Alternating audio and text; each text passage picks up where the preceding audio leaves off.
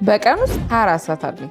8ቱን በስራ 8ቱን በእንቅልፍ የቀረኝን 8 ደግሞ ከዚህ ጋር አሳልፋለሁ።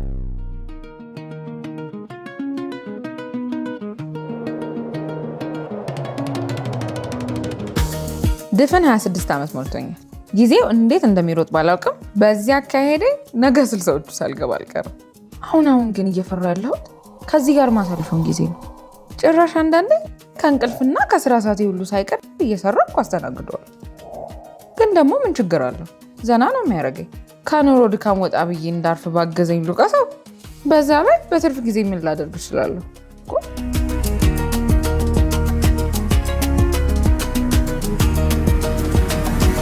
ስልጣኔ ብዙ ጊዜ ቆጥቦልናል።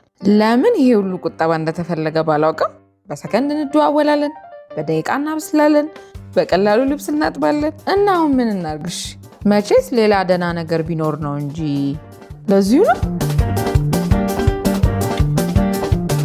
ጋደም ብዬ ያለምንም ሀሳብ ስልኬ ላይ ሳፈጥ፣ የገሌን ኑሮ ስከታተል፣ የተጣሉ ሰዎች ታረቁ አልታረቁ ስጠብቅ፣ አንዳንዴ እየተጃጃሉ ለሰዓታት ሲያደፍረኝ ጊዜ ተገፋ ማለት አለ። ግን ደግሞ እንደምንም ብዬ በፍጥነት ህይወቴን ለመጨረስ የምኖር ነው የምመስለው። ስልኬን አነሳለሁ፣ ለደቂቃዎች ገብቼ ሰዓታትን አባክናለሁ። ቶሎ እድሜን ማሳለፍ እንጂ ቀስ ብሎ መኖር ያስፈራኛል ማለት ነው።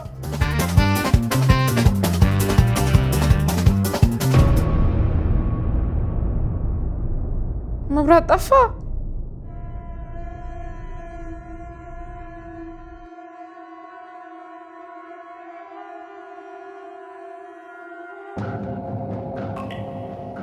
ውድ ስልኬ፣ ያለ አንተ ጊዜ እንዴት እንደሚረዝምብኝ አታውቅም።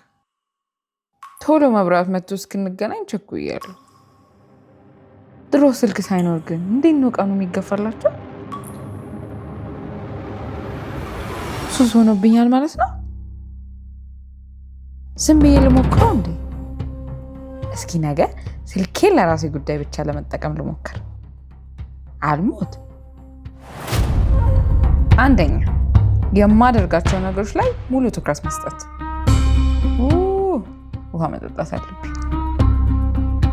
ሁለተኛ፣ በአካል ካልተጠራው በስተቀር የማላውቀው ሰው ሰርግ፣ ቀብር፣ ብራይዳል ሻወር፣ ቤቢ ሻወር፣ ውሎ አዳሬ ምናምን አልታደምም።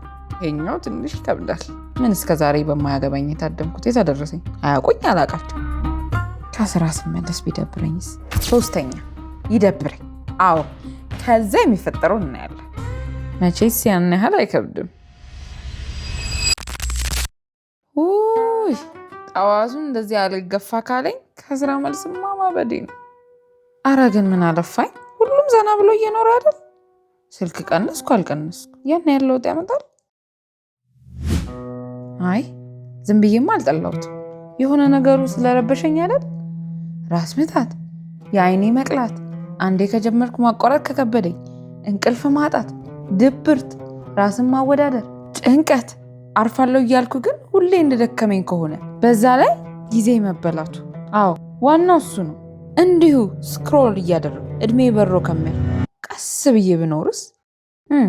ወክ መውጣት፣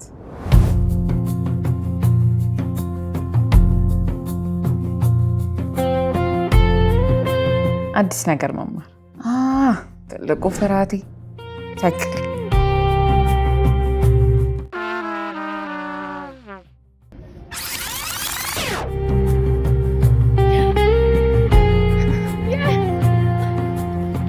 መጽሐፍ ማንበብማ ግድ ነው።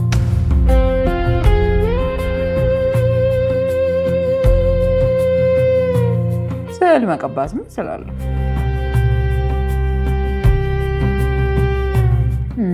በእምነቴም ማደግ ፈልጋለሁ።